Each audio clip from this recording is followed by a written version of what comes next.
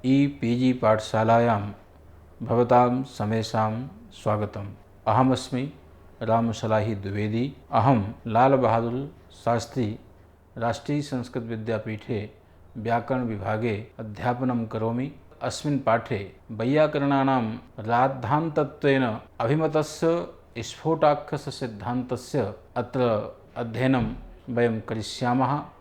अयं स्फोटाख्यः सिद्धान्तः सर्वेषु प्रसिद्धः अभिमतस्य। तत्र स्फोट सिद्धान्ते काश्चन समस्याः सन्ति।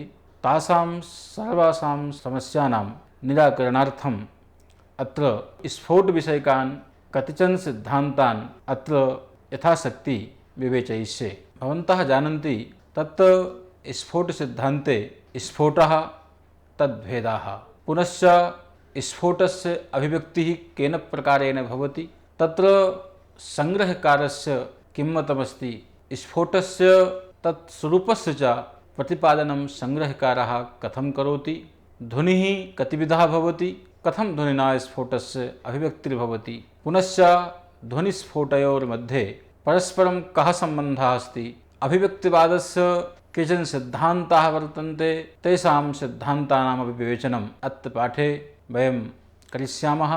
पुनश्च यथा अन्यत्र दर्शनेषु विवर्तवादः स्थाप्यते, आवरणभङ्गस्य स्थापना क्रियते, तथैव राद्धान्तत्वेन आवरणभङ्गता एव स्फोटः इति कश्चित् अपूर्वस्य सिद्धान्तस्य प्रतिपादनमपि करिष्यते। अहं विज्ञापयामि अत्र पाठे यावन्तोऽपि सिद्धान्ताः सप्रकर्षं प्रतिपादिताः, तेषां सिद्धान्तानां मूलम् उपजीव्यञ्च वाक्यपदीयमेव अस्ति। अत्र इदं विज्ञापयामि यत् स्फोट विषयकाः यावन्तः सिद्धान्ताः वर्तन्ते, तेषां विवेचनम् आचार्यस्य भर्तृहरेः मतानुसारमेव अत्र क्रियते। तत्र भर्तृहरेः कः सिद्धान्तः, अस्मिन् विषये तेषां ग्रन्थः वाक्पदीयम् इति प्रकरणमेव अस्माकम् उपजीव्यतां गच्छति। हरिवृषभकृता या व्याख्या सोपज्ञनाम्ना प्रसिद्धा अस्ति, सापि अस्माकं व्याख्यानाय मार्गदर्शिका भविष्यति इति मन्ये। भवन्तः जानन्ति यत् स्फोट विषये बहुविधाः सिद्धान्ताः वर्तन्ते। वैयाकरणानां तु अयं राद्धान्तभूतः सिद्धान्तः। अहमहमिकया अस्य सिद्धान्तस्य प्रतिपादनं वैयाकरणाः कुर्वन्ति, परन्तु तद्व्यतिरिक्ताः जनाः आचार्याः वा अस्य सिद्धान्तस्य समर्थनं न कुर्वन्ति। वेदान्तिनः अस्य खण्डनं साधयन्ति, बौद्धाः अपि अस्य खण्डनं साधयन्ति, मीमांसकाः अपि अस्य खण्डनं साधयन्ति, नैयायिकास्तु साधयन्त्येव, परन्तु एतेषां समेषां व्युत्पत्तिः निरस्य वैयाकरणैः कश्चन अपूर्वः अयं सिद्धान्तः श्रुतिस्मृत्यनुमोदितः उपस्थाप्यते। अतः वैयाकरणैः अस्य सिद्धान्तस्य प्रतिष्ठापना क्रियते। तत्र नैयायिकाः ये ध्वनिवादिनः वर्तन्ते, तेषां मते ध्वनिरूपः शब्दः वर्तते, अतएव आकाशगुणः शब्दः एवं प्रकारेण तैः स्वकीयं लक्षणं साधितं। शब्दस्य नित्यत्व अनित्यत्व विषये च तेषाम् अनुमानाकारः प्रसिद्धः एव वर्तते। शब्दो अनित्यः कतकत्वात् घटवत्। अतः नैयायिकाः स्फोटस्य सिद्धान्तं नाङ्गीकुर्वन्ति इति स्पष्टमेव। अस्यापि विवेचनम् अत्र करिष्यते। मीमांसकाः शब्दनित्यवादिनः, परन्तु ते वर्णस्फोटम् अङ्गीकुर्वन्ति। यद्यपि वैयाकरणनिकायेपि वर्णस्फोटः अभिमतः, तथापि मीमांसकानाम् अभिप्रेतात् वर्णस्फोटात् नितान्तं भिन्नः।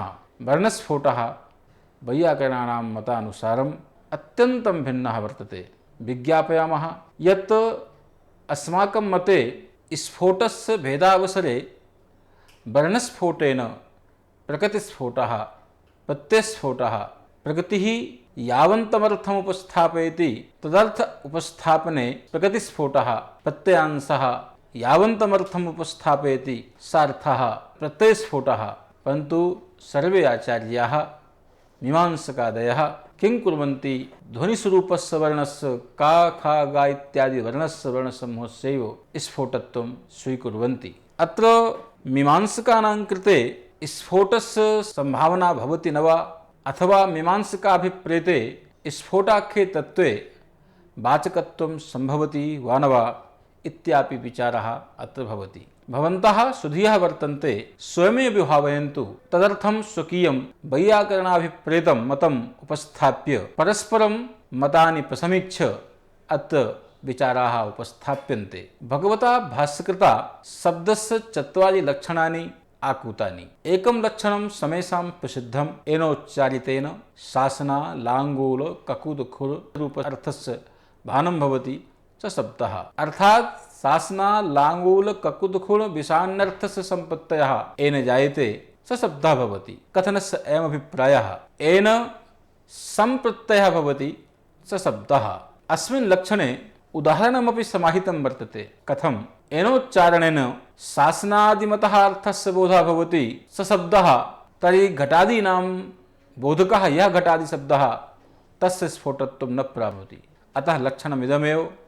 येनोच्चारितेन उच्चारितप्रकाशितेन अर्थस्य सम्पत्तयः भवति, अर्थस्य बोधः भवति, स एव शब्दः। यथा गो इति पदस्य उच्चारणेन शासनादि लाङ्गूलादि मतः अर्थस्य बोधः जायते, अतः तदर्थोपस्थापकत्वात् तदर्थस्य उपस्थापकः गोशब्दः वर्तते। एवं प्रकारेण अत्र यद्यपि स्फोटस्य उच्चारणं न सम्भावितम्, अत एव भट्टनागेशापेक्षया पूर्वतरेण आचार्येण श्रीकैयटेन उच्चारितेन इत्यस्य व्याख्यानं प्रदीपव्याख्याने एवं कृतमस्ति। उच्चारितेन उच्चारितप्रकाशितेन, अर्थात् ध्वनेः उच्चारणं भवति, तेन ध्वनिना स्फोटस्य प्रकाशः भवति।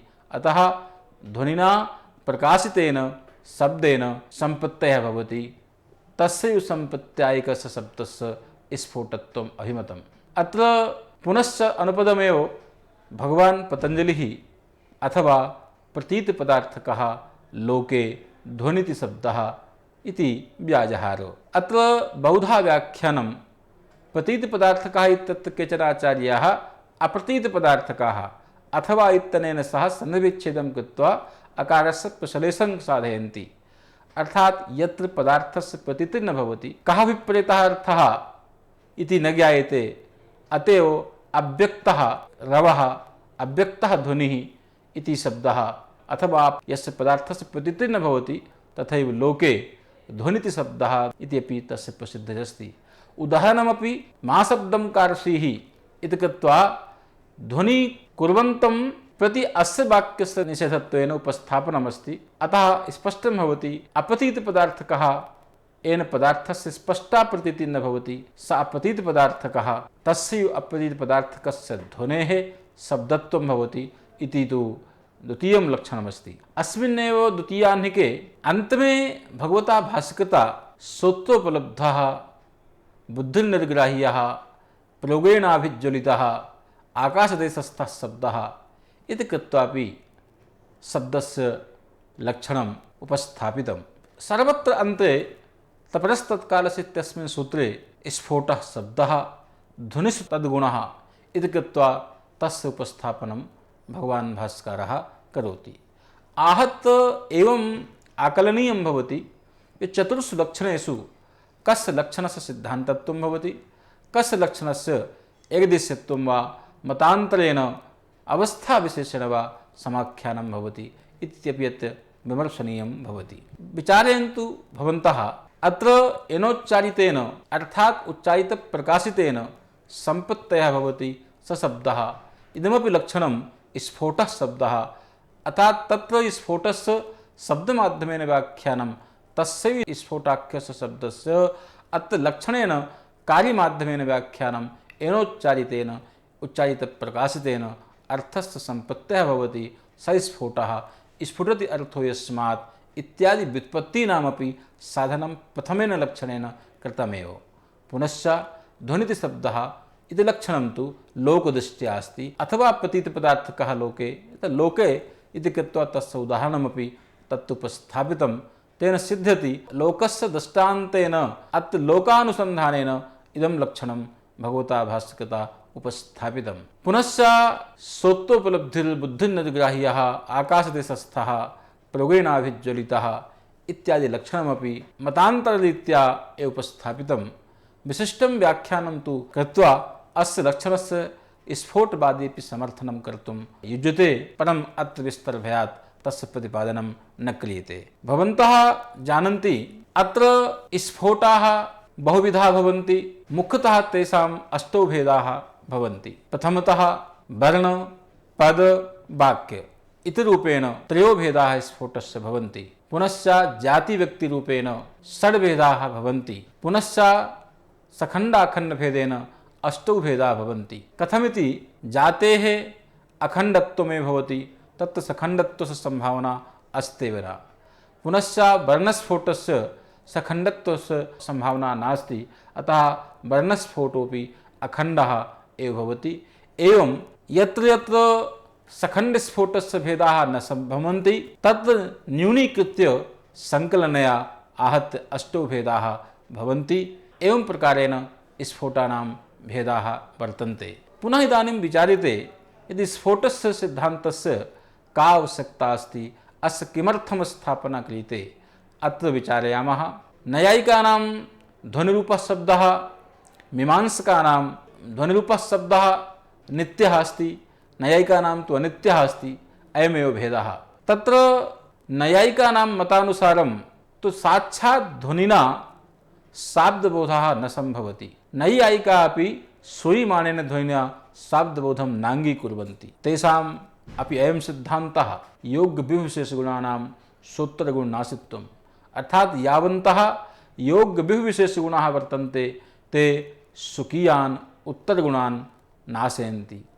अतः स्पष्टमस्ति भगवता भास्करापि अस्य समर्थनं कृतमस्ति। यावद्वा गकारे न तावदौकारे, यावदौकारे न तावद्विसर्गे इति कृत्वा अस्य सिद्धान्तस्य योग्यविशेषगुणानां सूत्रगुणनाशित्वरूपसिद्धान्तस्य समर्थनं भगवता भास्करापि कृतमेव अस्ति। विचारयन्तु, यथा घट इति उच्चार्यते, अत्र प्रथमक्षणे घकारध्वनिः, द्वितीयक्षणे अकारध्वनिः, तृतीयक्षणे टकारध्वनिः, पुनश्च अकारः, ततो विसर्गध्वनिः। प्रथमक्षणे घकारित्यस्य उत्पत्ति, अकारक्षणे तस्य स्थितिः, टकारक्षणे तस्य विनाशः।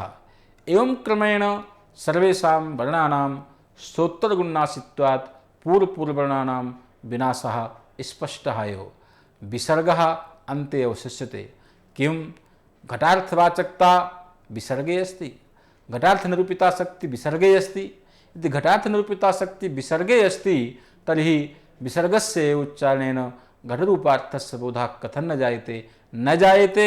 अतः कल्पते विसर्गे घटार्थनिरूपिता बोधकता शक्ति नास्ति। कुतः अस्ति? घटे अस्ति, इदानीं घटः नास्ति। अतः शक्त्याश्रयस्य बोधकत्वं समेषां विमतं। यथा नष्टो घटः जलवान् इति प्रयोगः अनुभवविरुद्धः, तथा नष्टः शब्दः शक्त्याश्रयः इत्यपि प्रयोगः अनुभवविरुद्धः। अतः नैयायिकाः प्रष्टव्याः यत् भवतां शक्तेः आश्रयता अभिप्रेता अस्ति, सा शक्तेः आश्रयता नियामकः कश्चित् आश्रयः अस्त्येव न, क्वाश्रयः कल्पनीयः इति विचारणीयं भवति इति ते प्रष्टव्याः। ते स्वकीयस्य मतस्य समर्थने एवं साधयन्ति। ते वदन्ति यतः विसर्गस्य श्रवणं जातं, पुनः संस्कारः उदेति, यथा विचित्रङ्गन्यायः, पूर्ववर्णस्य शक्तिः अपरस्मिन् वर्णे, ततोपि अपरस्मिन् वर्णे, एवं कृत्वा सम्भूय शक्तिः घटार्थनिरूपिता शक्ति विसर्गे राजते, तयोः शक्त्या बोधः। अत्र पक्षामः यावत् पदस्य प्रत्यक्षं न भवति, यतोहि शाब्दबोधे पदप्रत्यक्षस्यापि कारणता अभिमता अस्ति। पदप्रत्यक्षता कथं साध्यते इति प्रश्ने ते वदन्ति संस्कारारूढः शब्दः संस्कारमाध्यमेन स्वकीयं प्रत्यक्षत्वम् उपस्थापयति, अतः शाब्दबोधः भवत्येव पदप्रत्यक्षता जायतेव। एतेन स्पष्टं भवति श्रूयमाणः शब्दः ध्वनिरूपः शब्दः तेषां मतेपि वाचकः न भवति। संस्काराहितः शब्दः वाचकः भवति। स्फोटः नाङ्गीक्रियते अन्यदेतत्, परन्तु ध्वनेः वैखर्याः वाचकत्वं तेषां मते न सम्भवति इति तु कल्पनीयमेव। पुनश्च मीमांसकापि शब्दस्य नित्यत्वं यद्यपि साधयन्ति, तदंशे ते अस्माकं सम्माननीयाः, परन्तु वर्णस्य बोधकत्वं कथं स्वीकुर्वन्ति? भगवान् उपवर्षाचार्यः शब्दस्य व्यापकत्वं, शब्दानां वर्णानां व्यापकत्वम् अङ्गीकृतवान्। ध्वनिः प्रत्येकं प्रत्येकं शब्दम् अभिज्वलयति। एवं पृष्टव्याः मीमांसकाः किं स्वरूपेण शब्दाः बोधकाः भवन्ति तथा स्वरूपेण शब्दाः बोधकाः न भवन्ति समेषां प्रत्यक्षम्।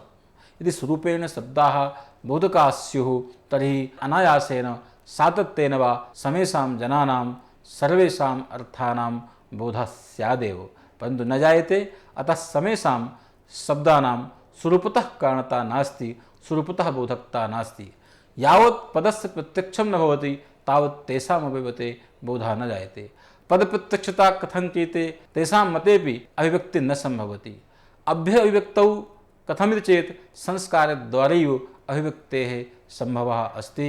अभिव्यक्तिः संस्कारद्वारेणैव सम्भवति, अन्यथा तस्य सम्भावना एव नास्ति। पुनश्च उभयस्मिन्नपि मते इदं विचारणीयं भवति यद् येन क्रमेण संस्कारः तेन क्रमेणैव यदि उद्बोधः स्यात् तर्हि मन्यामहे संस्कारारूढः शब्दः भवति भवतु, परन्तु एवं नास्ति। येन क्रमेण संस्कारः तेन क्रमेणैव तस्य उदयः स्यात् इत्तु वदतो व्याघातः अनुभवविरुद्धः अस्ति। अतएव भट्टनागेशेन रसः सरः स्यात् नदी दीना स्यात्, अन्यथा बोधितव्ये अन्यथा बोधः स्यात्। एवं कृत्वा महती विप्रतिपत्तिः स्यात्। अतः वैयाकरणानां सिद्धान्तानुसारं कश्चित् अपूर्वः स्फोटाख्यः शब्दः अभिमतः भवति। अतः तस्य कृते आचार्यः स्वयमेव भर्तृहरिः एवं प्रतिज्ञां साधयति। तथा च कारिकामाः द्वा उपादान शब्देषु शब्दौ शब्दविदो विदुः एको निमित्तं शब्दानां अपरोवर्थे प्रयुज्यते। कथनस्य अभिप्रायः यद्यपि स्फोटवादे बहुविधाः सिद्धान्ताः लेखाश्च उपस्थापिताः, परन्तु अस्मिन् पाठे अस्माकम् अयं प्रयासः यदि यावन्तः विषयाः अन्यत् निबन्धेषु नोपलभ्यन्ते तेषामेव विषयाणाम् आकलनमत्र यथाशक्ति अस्माभिर्कृतमस्ति। अत्र उपादानशब्दस्य को अर्थः इति विवेचनायां तत्र भर्तृहरिः संग्रहकाराः अन्ये आचार्याश्च समीक्ष्यन्ते। अत्र सुपग्गकारमतानुसारम् उपादानशब्दः ज्ञानात्मा इति वर्तते।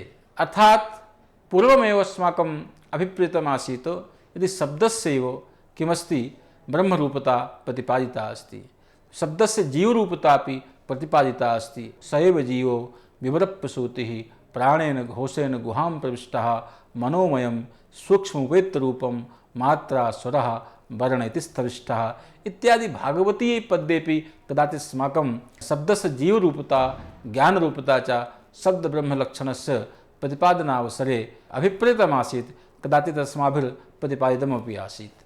पुनश्च अयं शब्दः यः उपादानशब्दः अस्ति स ज्ञानशब्दः अर्थात् ज्ञानात्मा गृहीते। अस्य अनेके पर्यायाः सम्भवन्ति। ज्ञानात्मा शब्दब्रह्म ज्योतिः। अयमेव शब्दः स्वच्छः शब्दः भवति, प्रकाशरूपः शब्दः भवति। अन्तर्बहिर्भावेन सर्वमपि जन्तुजातं प्रकाशयति, उपकरोति, उपाकरोति च। तथा च उक्तं स्वयमेव भर्तृहरिणा सैषा संसारिणां संज्ञा बहिरन्तस्य वर्तते तन्मात्रमपि अनतिक्रान्तं चैतन्यं सर्वजन्तुषु।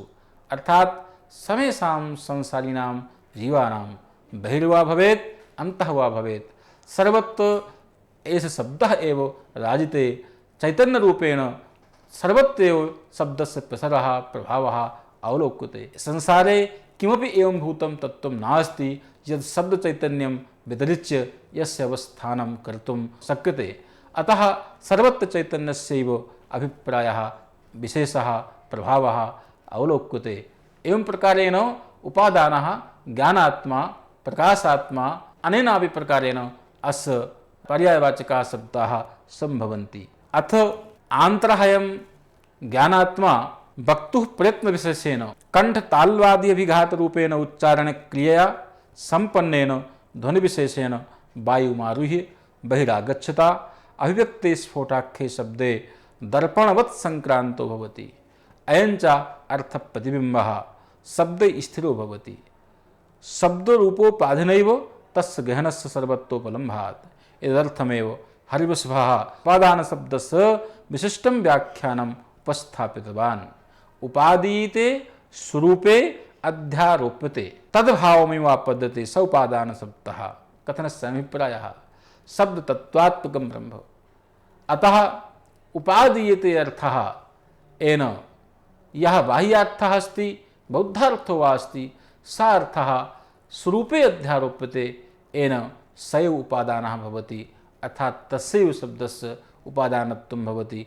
एवं प्रकारेण तेन व्याख्यानं कृतमस्ति। अत्र उपादान शब्दे विविधानि व्याख्यानानि नैकेषाम् आचार्याणां सम्भवन्ति। तत्र प्रमाणभूतः आचार्यः संग्रहकारः तस्य यन्नाम व्याडिति प्रसिद्धमस्ति तस्यैव इह जीवात्भूतं मतं किमपि उपस्थाप्यते, तेन स्फोटवादस्य स्थापनापि सुदृढा जायते। कथमिति शब्दस्य नित्यत्व अनित्यत्व विचारणायां भगवान् भाष्यकारोऽपि संग्रहकारस्य मतं समर्थयति, अथवा संग्रहकारेण यन्मतम् उपस्थापितं तेन मतेन आत्मानं पोषयति, अतएव संग्रहे तत् प्राधान्येन परिचितम् इति कृत्वा तस्य प्रघट्टकम् उपनिबद्धीकृतं भगवता भाष्यकृता पस्पशान्यके। तत्र संग्रहकारः उपादान शब्दस्य द्विधा व्याख्यानं साधयति। एकं व्याख्यानं व्युत्पत्तिपक्षे, यतोहि शब्दानां द्विधा गतिः भवति। शब्दाः व्युत्पन्नाः एकः सिद्धान्तः, शब्दाः अव्युत्पन्नाः इति अपरः सिद्धान्तः। उभौपि सिद्धान्तौ भगवता पाणिना सम्पादितौ पोषितौ च। तत्र उपादान शब्दस्य अर्थः भवति अव्युत्पन्न पक्षे स्वरूपवान् इत्यर्थः। तत्र प्रकृतिर्नास्ति, प्रत्ययः नास्ति, तस्य स्वरूपमेव वर्तते, अतः उपादान शब्दस्य अर्थः स्वरूपवान् इत्येव वर्तते।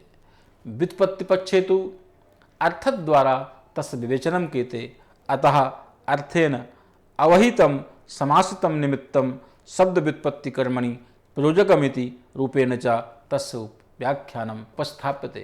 अर्थात् अर्थपरः भवति, अर्थेन अवहितः शब्दः इति उपादान शब्दः। तत्र व्युत्पन्नपक्षे अयमर्थः साधते। अन्ये आचार्याः उपादान शब्दस्य द्योतकत्वमपि साधयन्ति। अयं द्योतकार्थकः उपादान शब्दः स्वयमित्यभिसम्बन्धात् शक्तिलाभे अस्य प्रयोगं ते साधयन्ति आचार्याः। अत्र एतावान् अभिप्रायः यत् शब्दविषये इमौ पक्षौ पृथक् पृथक् आचार्याणां वर्तेते। यास्कः सर्वं नाम धातुजमाः शकटस्य तोकं प्रसिद्धम् आख्यानम्। अतः यास्काचार्यमते शाकटायनाचार्यमते सर्वाण्यपि नामानि व्युत्पन्नानि धातुजमाः, मूलप्रकृतिः सर्वेषां नाम्नां धातुरेव वर्तते इति सिद्धान्तः समेषाम् अतिरोहितः वर्तते। पुनश्च भगवान् पाणिनिः मतद्वयमुपस्करोति। एकं मतं व्युत्पन्नपक्षरूपं, द्वितीयम् अव्युत्पन्नपक्षरूपम्।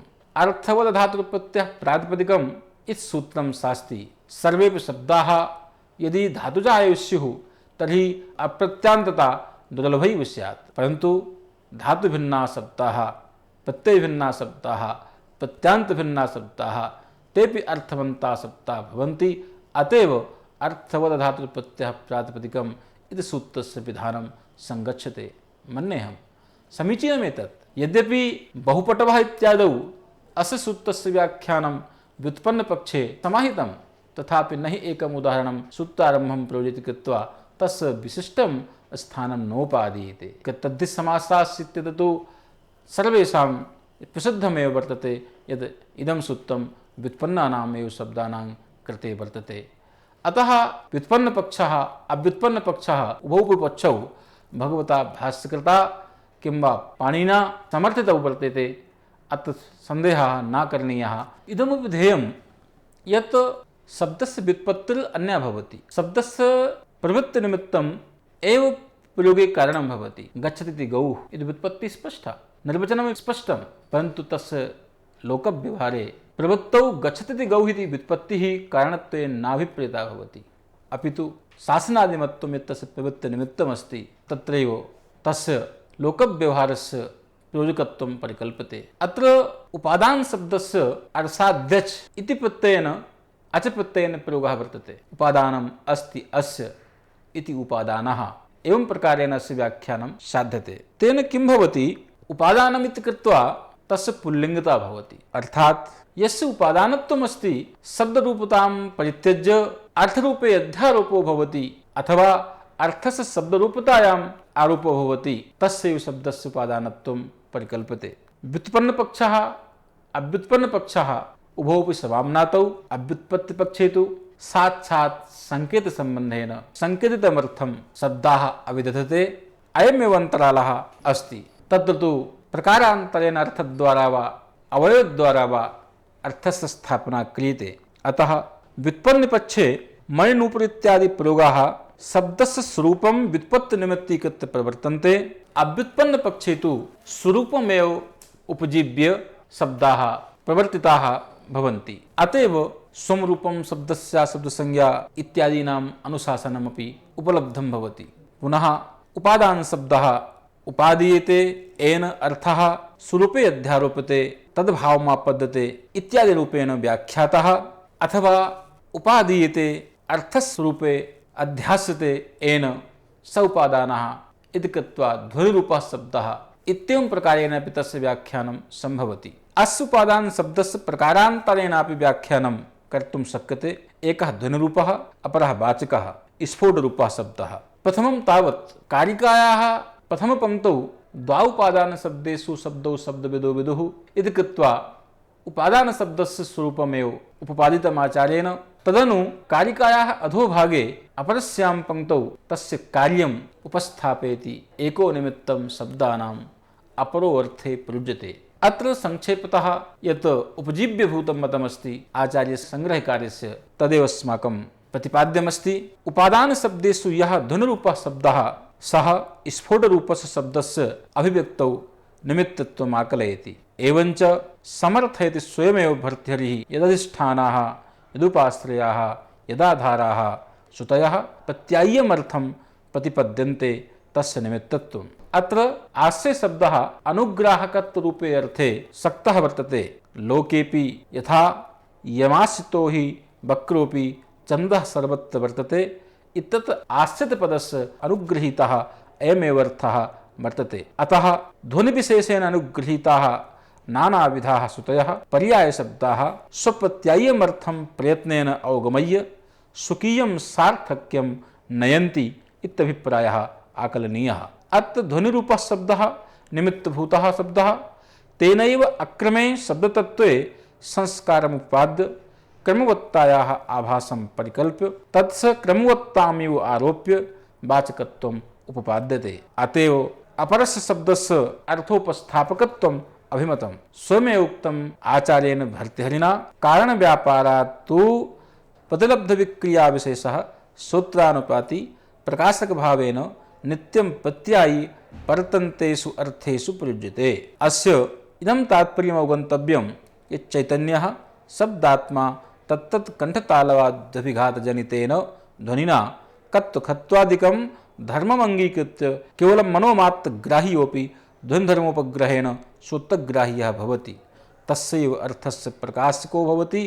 विभक्तशब्दस्य वाचकता समेषाम् अभिमता। उक्तं च स्वयमेव आचार्येण अविभक्तो विभक्तेभ्यः जायते अर्थस्य वाचकः शब्दस्तत्रार्थरूपात्मा संभेदमुपगच्छति। अयमभिप्रायः यत् शब्दतत्त्वं मूलतः राद्धान्ततया वस्तुतया अविभक्तमेव भवति। तथापि श्रोत्रबुद्धिस्थः शब्दः ध्वनिना संसर्गवशात् क्रमवत्ताम् उपजीव्य प्रत्यायी प्रत्यायक संसर्गेण शक्तिमहिम्ना वा पूर्वं संस्कारेण आहितमर्थं जनयति। एवं प्रकारेण एकस्यैव शब्दस्य निमित्तत्वं वाचकत्वं च उपपादितं जायते। तेन सर्वविकल्पशून्यस्य शब्दस्य वाचकत्वं न संभवति। एतस्याः प्रतिपत्तेः निरासः स्वतः एव जायते। वाचकतायाः साधनाच्च शब्दस्य स्फुटरूपतापि सम्पन्ना। इदं ध्येयं यत् स्फुट विकसने इत्यस्मात् धातोः घञ् प्रत्यये सति स्फुटति अर्थः स्मात् इति व्युत्पत्त्या स्फोटशब्दस्य सिद्धिर्भवति। अयं व्यञ्जकभावः भक्तिसूत्रभेदेन बोद्धव्यः। एकेव शब्दार्थात्मा उपाधिवशात् व्यञ्जकभावं गतः।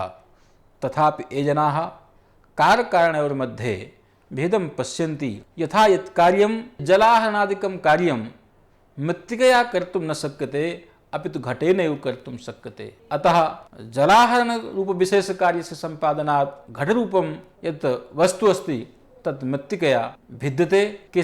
केषाञ्चन आचार्याणां मते तु घटे मृत्तिकातिरिक्तं किमपि तत्त्वं नास्ति, सर्वत्र तस्याः एव अनुस्यूतत्वं वर्तते।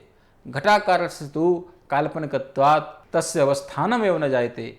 अतः केचन आचार्याः अनेन दृष्टान्तेन कार्यकारणयोर्मध्ये अभेदं साधयन्ति, केचन आचार्याः पूर्वोक्तदृष्टान्तेन कार्यकारणयोर्मध्ये भेदं साधयन्ति। अतः भेदोऽपि भवति सोऽपि व्यवहारिकः। तेन व्यवहारिक भेदमासाद्य भेदाभावमापन्नयोः भेदस्य औचित्यम् अङ्गीकुर्वन्ति ते।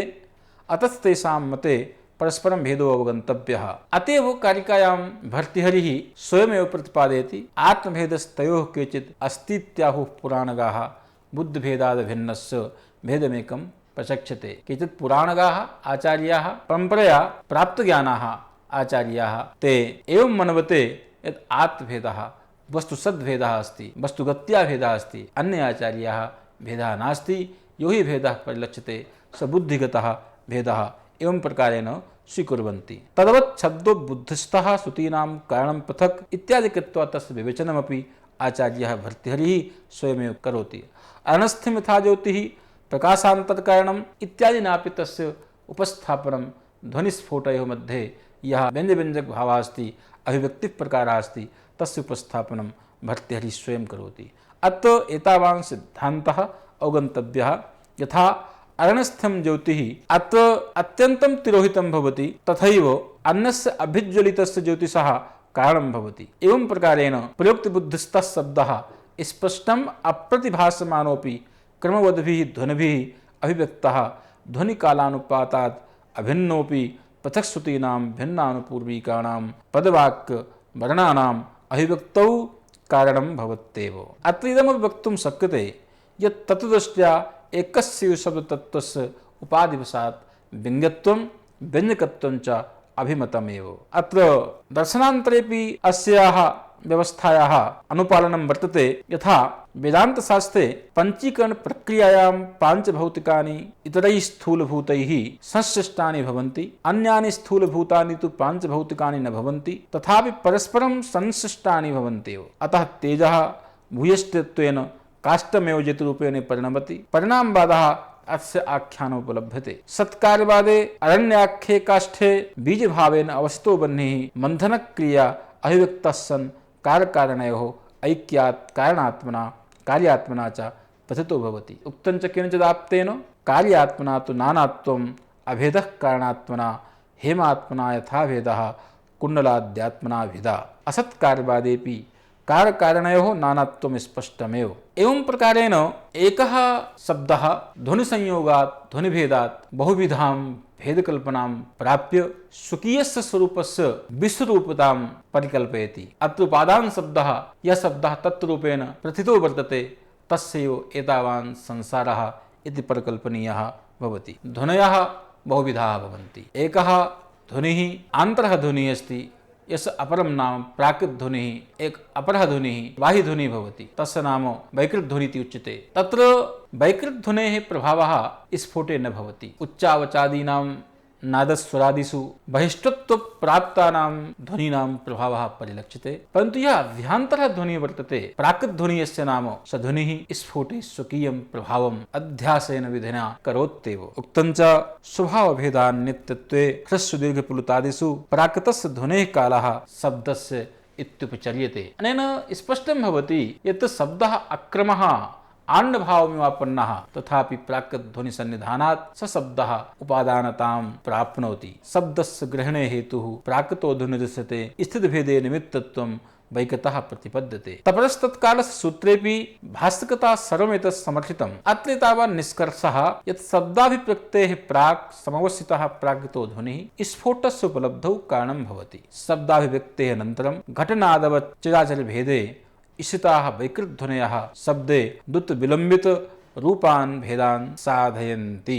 अयञ्च स्फोटः कदाचित् प्राकृतध्वनिव्यतिरेकेन नोपलभ्यते, तस्मात् प्राकृतध्वनिकालं ह्रस्वत्वादिकं भेदम् उपजीव्य ध्वनिमाध्यमेन स्फोटे अध्यारोप्य स्फोटस्येयं कालः इत्यादि व्यवहारोपि संगच्छते। वस्तुस्तु स्फोटे न किंचित उच्चावचः तत्र संस्कार पक्षे त्रिविधा दृष्टान्तः उपलभ्यते। प्रथमः ध्वनिशब्द मध्ये ध्वनि उत्पद्यमानः सन् केवलं श्रोतेन्द्रियमेव संस्करोति, तच्च श्रोतेन्द्रियं सप्तोपलब्धौ व्यापारं साधयति। मतान्तरे तु अभिव्यक्तिवादिनां मते शब्द एव ध्वनिना संस्कृते प्राप्त संस्कारः शब्दः श्रोतेन्द्रियस्य उपलब्धि विषयो भवति। यथा जलेन केवलं भूमेरेव संस्कारः क्रियते तद्गन्धस्य इन्द्रियेण लाभः स्वतः एव जायते। तत्र अपरे आचार्याः तेजः दृष्टान्तमाश्रित्य ग्राहिग्राहकभावः सम्बन्धं साधयन्ति। एवं वाक्यत्वेन विधातुं शक्यते तत् प्रथमः श्रोत्रं संस्कृतं सत् स्वविषयकग्राहिकम् इन्द्रियत्वात्, द्वितीयः शब्दः संस्कृतः इन्द्रियग्राह्यः विषयत्वात् द्रव्यादिगन्धवत् उभय संस्कारत्वं। तत् त्रिषु मध्ये शब्दस्य संस्कारः ध्वनिना क्रियते स्फोटनादेः तादात्म्येन तस्य ग्रहणात्। एवं च सिद्धं भवति यत् सर्वथा उपाधिरहितं सत् वाच्यवाचकभावं न परिकल्पयति, परन्तु तत्रैव शब्दब्रह्मो ग्राह्यत्वं ग्राहकत्वं च इति दृष्टान्तेन शक्तिद्वयम् अङ्गीकृत्य तस्य बोधस्य कारणत्वम् अभिप्रपेति। तथा पुनः अयुक्तं वितर्कितः पुरा बुद्ध्या कुचिदर्थे निवेशितः कर्णेभ्यो विवृत्तेन ध्वनिना स्वनुग्रहीते। तेन स्पष्टं भवति यत् कस्मिंचिदर्थे शब्दस्य वितर्केण सम्बन्धम् उपपाद्य शब्दस्य अर्थरूपता जायते, सैवार्थरूपता संस्कारम् आदधाति। तत्तदर्थैः तादात्म्यम् अधिगतः शब्दः बोधकाले तदनुरूपो ध्वनिभिरभिव्यक्तो भवति, पश्चात् तदरूपताम् अवलम्ब्य तादात्म्येन अधिगतमेवर्थं जनयति। ध्वनेः अखण्डस्यैव शब्दस्य अभिव्यञ्जकत्वम् अभिमतं, तत्र अन्तरालं नास्त्येव। तत्र यत् अन्तरालं प्रतिभाति तत् ग्रहणोपायतामेव भजति। असदस्यान्तराले यान् शब्दान् अस्ति मन्यते प्रतिपत्तुः अशक्तिः सा ग्रहणोपाय एव सा। एवं प्रकारेण तत्र स्फोटस्य ग्रहणं स्वतः भवति। अतः ये ध्वनयः भेदयुक्ताः भवन्ति तेषां समेषां ध्वनीनां क्रमवत्ता भवति। स्फोटे कदापि क्रमवत्ता न परिलक्ष्यते। अत्र स्पष्टः दृष्टान्तः वर्तते यत् यथा मणिकृपाणादौ मुखम् अनेकधा प्रतिभाति तथैव तत्तध्वनीनां वैचित्र्यात् अखण्डरूपेण उच्चावचक्रमेण शून्यरूपेणापि अवश्य स्फोटस्य नानात्वं परिकल्पितं भवति। भगवान् भाष्यकारोऽपि प्रतिभासितस्य स्फोटस्य परिसङ्ख्यायनम् एनं करोति। उक्तमाश्च भाष्यकाराः अथवा उभयतः स्फोटमात्रं निर्दिश्यते, रस्सुतेर्लस्सुतिर्भवति। एवं प्रकारेण अष्टविधोऽपि स्फोटः केवलं ध्वनिभिः प्रकल्पनयापि विभक्तताङ्गतः वास्तविकः तस्य विभागः नास्त्येव। अतः अस्मिन् उपक्रमे स्फोटस्य अभिव्यक्तिः कथं भवति अत् भर्तृहरिः स्वकीयं मतम् उपस्थापयति। विद्यमाने तथा वाक्ये वाक्याभिव्यक्तिहेतुभिः भागावग्रहरूपेण पूर्वं बुद्धिः प्रवर्तते। यथा न वा कश्लोको वा सोढत्वमुपगच्छति आवृत्त्या तु सगन्थः प्रत्यावृत्ति निरूप्यते। तत्र आन्तरे शब्दे यदा ध्वनयः संस्कारं जनयन्ति तैः ध्वनिभिराहितः संस्काराहितः शब्दः तत्तदर्थस्य वाचकः भवति। मन्येऽहं यद् शब्दतत्त्वाख्ये यदावरणमस्ति तस्यैव आवरणस्य भङ्गं कुर्वन्ति। येन क्रमेण नैयायिकानां मीमांसकानां मतमस्माभिर्खण्डितं तत्र संस्कारस्य येन क्रमेण अवस्थापना तेन क्रमेण उद्बोधः न सम्भवति इति तर्केण। तथैव ते वक्तुं न पारयन्ति कथमित्येत् शब्दाः अनादिरूपेण तत्तेषिताः भवन्ति, परन्तु मलेन अन्येन उपाधिना वा तेषाम् आच्छादनं वर्तते। तत्तद् रूपानुरूषितैः ध्वनिभिः तेषां समेषाम् आवरणानां भङ्गं उतारो भङ्गः साध्यते। एवं प्रकारेण वाचकत्वान्यथानुपत्त्या शब्दस्य स्फोटाख्यस्तत्त्वस्य वाचकत्वं सिद्धं भवति। अन्येषां मतानां विखण्डनं भवत्येव। यदि वाचकता अस्ति तर्हि स्फोटमन्तरा न हि वाचकता सम्भवति। एवं प्रकारेण तत् स्फोटाः स्फोटस्य भेदाः विशेषतः उपादानशब्देन कथं स्फोटस्य अवस्थानं कथं तस्य निरूपणं ततः ध्वनिः ध्वनेः भेदाः ध्वनिस्फोटयोर्मध्ये कः भागः कः सम्बन्धः संग्रहकारस्य किमस्ति मतं, व्युत्पन्नपक्षः कः, अव्युत्पन्नपक्षः कः, तत् व्युत्पन्नपक्षे उपादानशब्दस्य कोऽर्थः, अव्युत्पन्नपक्षे उपादानशब्दस्य कोऽर्थः, यावन्तोऽपि स्फोटाभिसम्बन्धे विषयाः आसन् तेषां यथाशक्तिप्रतिपादनम् अस्माभिः कृतं। विरमामि।